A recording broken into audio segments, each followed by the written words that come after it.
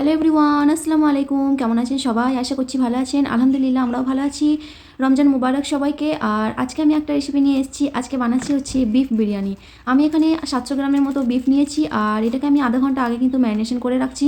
Marination করার জন্য আমি পরিমাণ মতো দিয়ে দিয়েছি লবণ, জিরে পাউডার, ধনিয়া পাউডার, লঙ্কা পাউডার, সমস্ত মশলা কিন্তু আমি দিয়ে দিয়েছি। একটু দিয়েছি গোলমরিচ। তারপরে আমি পরিমাণ মতো দই দিয়ে এটা ম্যারিনেশন করে রেখে দেবো। বিরিয়ানি করার আগে কিন্তু আধ ঘন্টা কি বেশি সময় যদি থাকে তাহলে 1 ঘন্টা আগেও ম্যারিনেশন করে রাখতে পারেন। কেউ কেউ তো রাত্রে ম্যারিনেশন করে পরের দিন বানায়। যত ঘন্টা টাইম নিয়ে ম্যারিনেশন করা থাকবে ততটা কিন্তু বেশ বিরিয়ানিটার চিকেনগুলো মাংসগুলো একটু জুসি হবে, ঠিক আছে? সেই জন্যই ম্যারিনেশন করা। আর এই তো আমি পরিমাণ মতো দই দিয়ে দিচ্ছি। দই তো আমি বাড়িতেই করি, সেই দই দিয়ে দিচ্ছি। এরপরে এটা কিছুটা ভালো করে মাখিয়ে রেস্টে রেখে দেবো।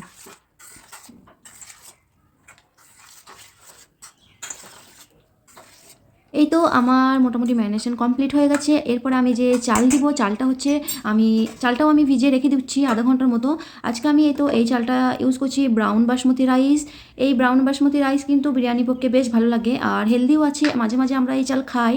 এখন এই তো আমি 1 গ্লাসের মতো নিয়ে নিয়েছি, আমাদের দুজনের মতো নিয়ে নিয়েছি 1 গ্লাস, তাহলেই কিন্তু হয়ে যাবে। আর এই চালটাকেও আমি আধা ঘন্টার মতো ভিজিয়ে রেখে দেবো, ঠিক আছে? এরপরে বিরিয়ানির জন্যে তো বেরেস্তা বেরেস্তা তো চাই। সেজন্য আমি বেরেস্তার পেঁয়াজ করে নিয়েছি। ওইদিকে কিন্তু মাংসটা রান্না করার জন্য পেঁয়াজ করেছি। এখন বেরেস্তাগুলো আমি করে নিচ্ছি। বেরেস্তা করার জন্য কিন্তু ফ্লেমটা একদম হাই করে নিতে হবে আর অনবরত নাড়তে হবে, তাহলেই কিন্তু ও রেডি হয়ে যাবে। আর যদি হাই করে যদি না খেয়াল করা হয় তাহলে কিন্তু পুড়ে যাওয়ার চান্স আছে। এরকম আমার প্রায়ই হয়ে যায়, পুড়ে যায় বেরেস্তা বানানোর সময়।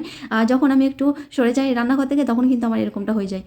ওইদিকে আমার বেরেস্তা রেডি হয়ে গেছে আর আমি এক সাইডে হাঁড়িতে কিন্তু চালটা দিয়ে দিয়েছি ভাত করার জন্য। 70% কুক করব।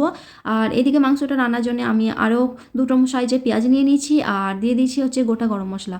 ওইদিকে ভাতটা করার জন্য আমি দিয়ে দিচ্ছি গোটা গরম মশলা, সাজিরা, এলাইচি, বড় এলাচ, দারচিনি, জয়িত্রী, সব রকমের মশলা কিন্তু আমি দিয়ে দিয়েছি। এখন তো রমজান মাস চলছে আর আমরা এটা ডিনার খাবো, সেই জন্য কিন্তু একটু রিচ করবো না বেশি, যেহেতু রোজা রাখা হচ্ছে তো রিচটা খাওয়া যাবে না। খুব সিম্পলভাবে কিন্তু বিরিয়ানিটা রান্না করছি। এই তো এদিকে মাংস রান্নার জন্য পেঁয়াজটা মোটামুটি হালকা লাল ব্রাউন কালার হয়েছে। আর এখন দিয়ে দিচ্ছি আমি 2 টুকরো আদার কিউব তো করে রাখাই ছিল আমার ফ্রিজে, সেই কিউব 2টো দিয়ে দিচ্ছি। আর ম্যারিনেশন করার জন্য আমি কিন্তু আদা রসুনের পেস্ট দিয়েছিলাম হালকা। ওকে, এই তো এখন ম্যারিনেশন করা মাংসটা পুরোটাই দিয়ে দিচ্ছি আর অনবরতভাবে হাই ফ্লেমে কষিয়ে নিতে হবে। আমি কিন্তু এই মাংস আর আলু দিব এখানেই, এই আমার প্যানের মধ্যে সব সিদ্ধ হয়ে যাবে। একটু টাইম দিয়ে করেছি, ফ্লেমটা কিন্তু মিডিয়াম টু লো রাখতে হয়েছে আর একটু টাইম দিয়ে করেছি। প্রেশার কুকারে করলে আমার বেশি একটু মাংসগুলো একটু নরম হয়ে যায়, তো ভাবলাম আজকে কড়াই করে নিই, একটু টাইম দিয়ে করবো। মাংসটা কিন্তু আধা ঘন্টা 20 মিনিট এরকম লেগেছে আমার কষতে। এরপরে কিন্তু আমি আলুগুলো দিয়ে দেবো। আলুটা দেওয়ার পর 15 মিনিট রান্না করব, তাহলে কিন্তু আমার এইদিকে বিরিয়ানির জন্য মাংস আলু তৈরি হয়ে যাবে। ওকে,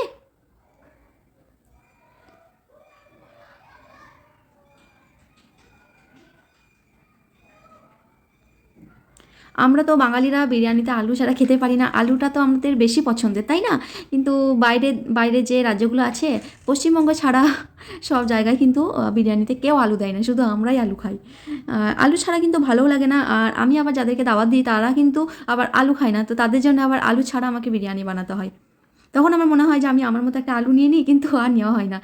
তো কী করার, তখন ওই সিম্পল খেতে হয়। এদিকে কিন্তু আমার মাংস রেডি হয়ে গেছে আর অনেকটা টাইম লেগেছিলো করতে, যেহেতু আমি কড়াইয়ের মধ্যেই সব সিদ্ধ করেছি। আর এরপরে আমি কিন্তু সব কিছু রেডি করার জন্য ভাত তো হয়েই গেছে আগে থেকে, এরপর আমি দম দেওয়ার জন্য রেডি করব। কালারটা কিন্তু খুব সুন্দর এসেছে। আমি কিন্তু আর বাড়তি কোনো মশলা দিই নাই, আমি যে ম্যারিনেশন করার সময় যে মশলাগুলো দিয়েছিলাম সেইগুলি কিন্তু ছিল, ঠিক আছে? এখন মাংসর মধ্যে আমি এই ভাতটা দিয়ে দিব। আমি ভাতটা একটু ভেঙে দেখালাম, একবারই কিন্তু আমি নরম করে দিইনি। আর এই ব্রাউন রাইসের ভাতগুলো কিন্তু অল্প মোটা থাকে, সেজন্য কিন্তু বেশি খেতে ভালো লাগে। এই বিফ বিরিয়ানিটা বেশ ভালো লাগে এই চালের। এখন আমি বেরেস্তা দিয়ে দিচ্ছি উপর থেকে আর আমি দিয়ে দিচ্ছি হচ্ছে এই তো কেশর ঘোলা পানি। ওর মধ্যে আমি মিঠা আতর, একটু গোলাপ পানি, কেওড়া জল দিয়ে দিয়েছিলাম। এরপরে সামান্য পরিমাণে ঘি দিয়ে আমি দম দিয়ে দেবো আধা ঘন্টার মতো। আমার কিন্তু বিরিয়ানি রেডি হয়ে গেছে।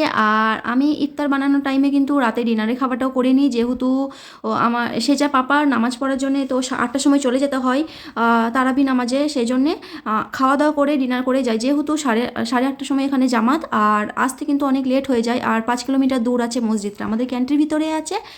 সেই জন্য একটু তাড়াতাড়ি করেই চলে যাই, এসে আবার খেয়ে দিয়ে আবার তো শুয়ে পড়তে হবে, সেই জন্যে খেয়ে দিয়ে যাই, তাহলে তারপরে নামাজ পড়তে যাই।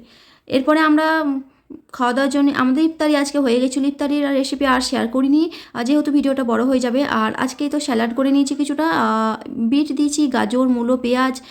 এখন আমরা ডিনার করে নিব।